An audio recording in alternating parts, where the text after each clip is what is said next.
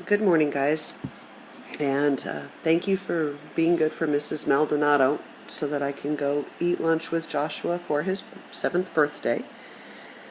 Today's notes are a new notation, but it's essentially the same thing we were doing yesterday. We're going to be adding up lists of numbers. We just have some new notation to learn to do it. So this right here, this symbol, it's what they call summation notation, but the actual name of the symbol is what we refer to as sigma. So it's also going to be called sigma notation. The index at the bottom, it's just a strange way of saying that, number one, it's going to tell you what variable the equation uses, so k in this case, and it's telling you what term to start with. So 1 is going to be the first number we plug into our equation, and then the upper index tells us the last number to plug in. So we're going to go all the way from 1 all the way up to whatever n is. And then this a sub k, this right here, is just very general terms for saying this is the equation that would generate the sequence. And it sounds strange to use the word sequence when we're talking about summation, because remember, a sequence is just a list of numbers. But remember, yesterday what we did was we took our lists and we replaced the commas with plus signs. That's what the sigma symbol tells us to do. So hopefully it'll make a lot more sense when we look at these next two examples. So here's our first example. Okay, our variable is k. So you notice our equation has a k in it. We're going to start by plugging in 1 first. So I'm going to plug a 1 into my equation. And we're going to go all the way up through 5. So that means I'm going to plug 2 in. I'm going to plug 3 in. 4 and 5.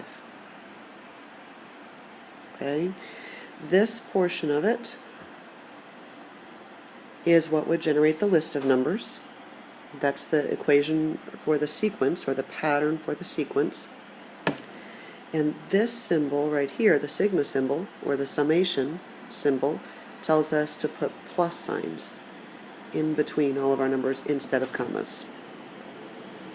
Okay, so all we need to do now is we need to finish actually figuring out what the numbers in the list are, and then we need to actually add them up.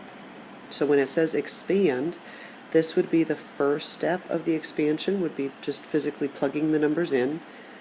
The second step of the expansion is to just simplify each of those numbers.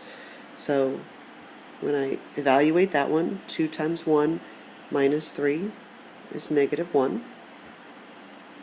Evaluate this, 4 minus 3 is positive 1. Evaluate this, 6 minus 3 is 3.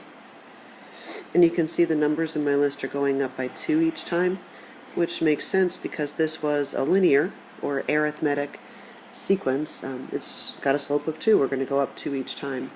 So 2 times 4 minus 3 is 8 minus 3, which is 5.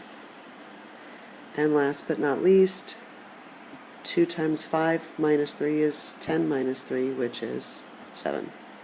So this is what I'll refer to as expanded form. And then the last step is to actually sum up the numbers. And so if you add up those 5 numbers, you know that, of course, these two are going to cancel, add up to 0. And then you add up the others and you get a total of 15. So this is what you get when you actually evaluate or sum up the sigma notation. Okay, so our next example has a messier equation. I want you to notice a couple things. First, of course, j is now our variable instead of k. We're not going to start with 1. We're going to start by plugging in 2. So the first number we plug into this pattern is 2. So there's that. And with this time we're going to go all the way up through 6. So I've already plugged in my 2. Now I'm going to plug in my 3.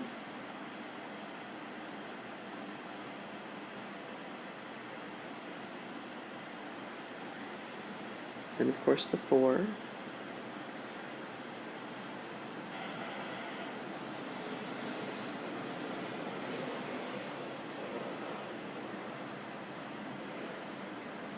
Five.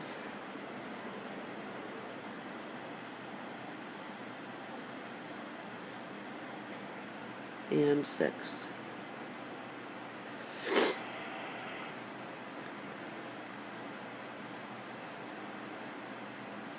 Okay.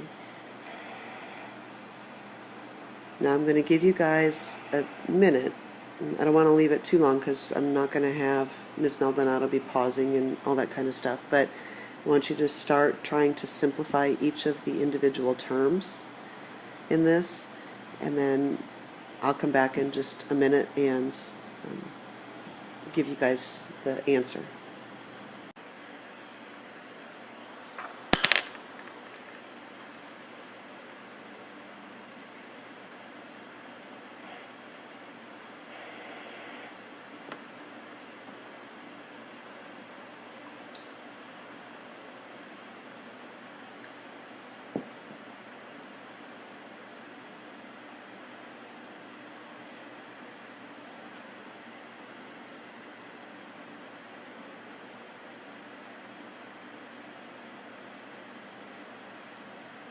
Okay, hopefully you're taking just a few seconds, and I know it's only been about 30 seconds, and you've begun simplifying these terms. So let me switch colors really quick. So this first term, when you simplify it, you should just get -1/3. The second term, when you simplify it, you get 1/8. The third term becomes -1/15.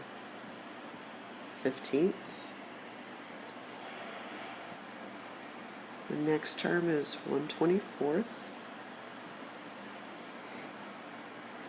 And the last term is -1/35. And the reason that the numbers switch signs is because this one right here is -1 to the 7th, which is going to be a -1. But this one was -1 to the 6th, which will make it positive. And that's why it oscillates. And then of course the denominators are easy. You just square the number and subtract 1. But then remember, you need to add them all up. And of course this would be hideously messy, so I would expect you to do it with a calculator.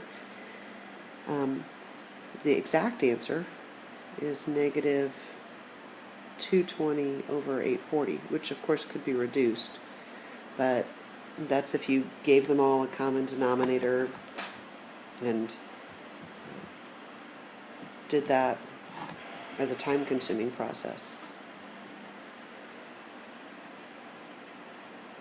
If you just typed it in a calculator, you'd get a decimal that's approximately 0.261905. It actually runs on longer than that, but of course we always prefer the exact answer, but your calculator will give you that fraction as well.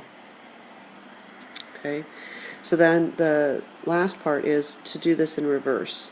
So when you are given a list with a bunch of plus signs in between them, so you've been given a partial series, what you're going to do is you're going to put the term number above each term in that list so that you can try to find the pattern that generated the numbers. And sometimes there's only one answer, sometimes there's more than one answer, and a lot of it is just educated guessing and checking, essentially, which you'll see with our examples. The plus signs in the list get replaced with the sigma symbol, and we're going to start by putting k = 1 at the bottom, and then the number at the top is just determined by how many numbers were in our list. So if we look at this list right here, this is term 1, term 2, term 3, term 4, and term 5. And hopefully you can spot the pattern. I mean, you could write it as a linear equation because you're going up by 5 each time. But the other thing I want you to notice is that this is 5 times 1. This is 5 times 2. This number, 15, is 5 times 3. So you notice how each of these individual numbers in the list is being determined by just taking the term number and multiplying it by 5. So what we do is this. We put our sigma symbol. That takes care of all the plus signs, so those are taken care of. The equation for our pattern is just 5 times, and then you could put whatever variable you want to use. You could just do k, because that's what we did before. And our list started out with k equals 1, and it went up through k equals 5. If you want to be on the safe side, you always want to put a set of parentheses around this, because there are times it's required, and there are times it's not. So the safest thing to do is just to always use it. Otherwise, we can get more specific and talk about when you really need it. Okay, and last example. This is term 1, term 2, term 3, term 4, 5, and 6. And can anybody spot the pattern?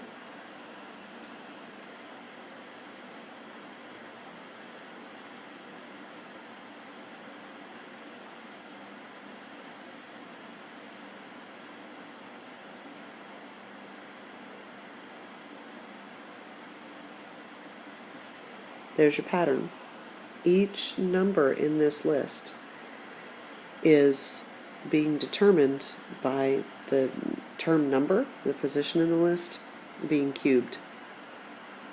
Okay, now I do want you to notice that it's oscillating. Okay, so we will have to take that into account as well, and there are a variety of ways that you could do that. I personally, I'm going to do it separately. So I've got my sigma symbol, so that takes care of all the pluses in between the numbers. Remember, even when there's a minus in between a number, that's the same thing as just adding a negative. Right, so that takes care of all the pluses. I'm going to go ahead and use k. And I'm starting out with term number 1, and I'm going up through term number 6. Okay, so I'm going to have 2 parts to this. I'm going to put the part in front that'll take care of the positives and the negatives. And then back behind it, I'm just going to have whatever the term number is being cubed. So that'll take care of the actual size of the number. And then taking care of these pluses and minuses, there are, like I already said, a variety of ways I could do it. What I'm going to do is I'm just going to do what we did in the previous problem, go in the other direction. I'm going to put a -1 in parentheses, and I'm going to figure out, okay, well, what power do I need to raise it to make it positive or negative? So I want you to notice the first term is positive. Well, it can't just be k here then, because if I plugged in a 1, if I plugged in term 1, that would make it a negative. So try adding 1 to it. And remember what I said, a lot of it is just guessing and checking. So now try it out and work it and make sure it works for term 2. And you can just do it mentally too if you want to, but if I did -1 and I plugged in the 2,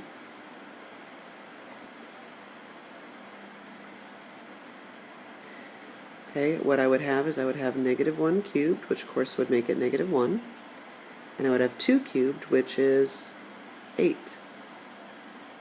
And sure enough, I would get -8 right there. So I checked out my pattern and it works, and that's just one of many that will work. But that's how you use this sigma notation or summation notation in reverse. Okay, now what you guys need to do is you need to turn in the sequence homework. You have a quiz coming up on Friday, and this was the homework that was originally assigned on Monday, but I remember a lot of you weren't here. So today is officially the due date for it, because we need to return it and go over it tomorrow.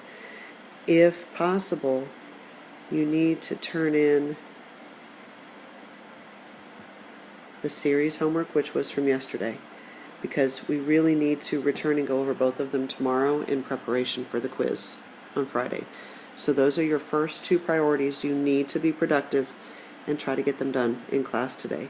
And then of course you have tonight's homework, which is the summation homework. And we're going to try to finish that and check it tomorrow, also in preparation for the quiz. Okay, so just make good use of time, and I'll see you guys tomorrow.